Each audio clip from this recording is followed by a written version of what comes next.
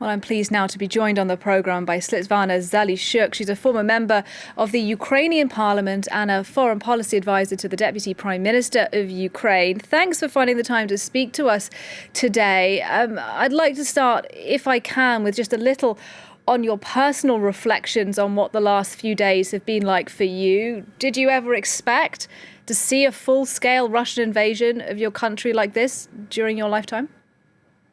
First of all, thank you for having me. And no, of course not, because what's happening now in my country, in my hometown in Kyiv, is just unbelievable, unjustifiable, and unforgivable. It's a full-fledged war. It's a terror of unseen scale and cruelty in the heart of Europe.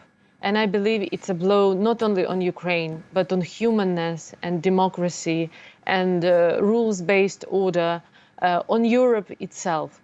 And on personal level, I left my home. I had to leave Kyiv out of safety reasons. Everything I have with me is just a small suitcase. That's all my life kind of fit into that luggage suitcase.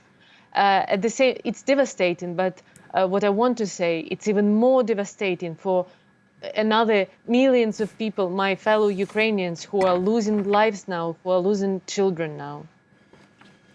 You know, we're looking at those images of what's happening on the ground as you speak to us. Do you believe, based on what it is that you've been seeing, that there is evidence already 1 week into this war that war crimes are being committed? Without a doubt, war crimes are happening across the country. You've seen videos and pictures of civilian areas have been hit by missiles. And for example, yesterday, Russian Minister for Foreign Affairs or Russian Defense Minister said that they're going to use missiles of a very precise, like with a very strong precision, you know. But at the same time, if they have such a precision, why do they bomb, for example, the biggest city square in Kharkiv? Its name is a Square of Freedom. I think they deliberately chose to hit that square just to show that, hey, Kharkiv, you should give up, you should surrender. Otherwise, this is what we're going to do with your city. Also, today in the morning, I read that number of maternity hospitals have been hit by the missiles across the country. In Zhytomyr, one not far away from the capital of Ukraine, and in the east, and so on. I saw videos today of pregnant women delivering in the cellar, which is like packed with other women who just delivered. And it's awful pictures. It's like a World War II, you know. Also, you probably have heard already that International Criminal Court just started a procedure to investigate whether war crimes and crimes against humanity have been committed on Ukrainian land. But if you ask me as a politician, I have no doubts that there will be a new Nuremberg process, and Putin and his generals will be prosecuted at that process as crime criminals. Well, there has been war criminals. A strong reaction in the last few days from the European Union. They've imposed their harshest sanctions ever on Russia. Economic sanctions, obviously, but there's also a growing cultural boycott of Russia as well. Is that enough, in your view? It will be enough if we manage and when we manage to stop this war. This is the definition of what is enough. Because, you know, in the end, regime attacked Ukraine because we chose democracy. He is personally threatened with this democratization of Ukraine, which is so close to Russian border.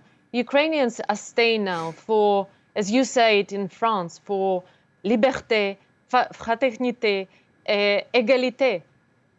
And we expect the whole world to stand up with us in front of Putin for that. So what we need is definitely strong sanctions, more weapons, at this point also humanitarian aid.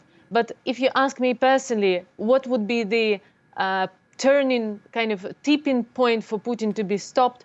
I think that in the end, he's not afraid of sanctions, right? They already started to nourish their own society that sanctions are okay. Iran survived with sanctions for dozens of years, and that's fine.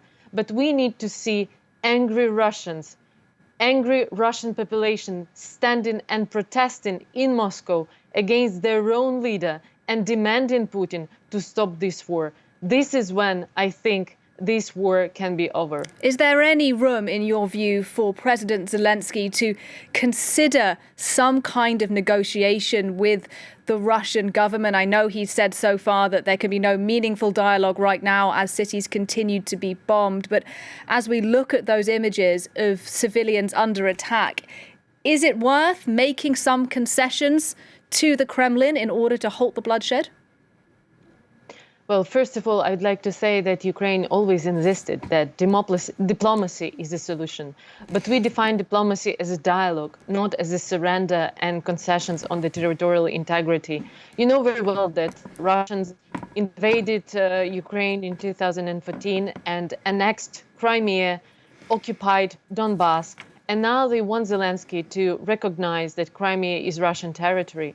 But this is unacceptable because then if we accept now that Crimea is a Russian territory under the military pressure, under the gun at our head, then all the UN Charter, OSCE Charter, EU founding treaty would be just a waste paper. It will worth nothing. Because if we are talking about sovereign states and territorial integrity of the states in 21st century, this is the point where we have to prove that it's worth something, it means something. So yes, we need negotiations. And I think that Zelensky, Ukrainian president, already demonstrated that he is ready to negotiate. However, we cannot concede on our democracy and our sovereignty, because otherwise, I don't see it will be a ruined global order. There will be no more rules-based order on this planet, you know. So certain things are just unacceptable. Svitlana Zalishchuk, thank you very much indeed for talking to us today here on France 24.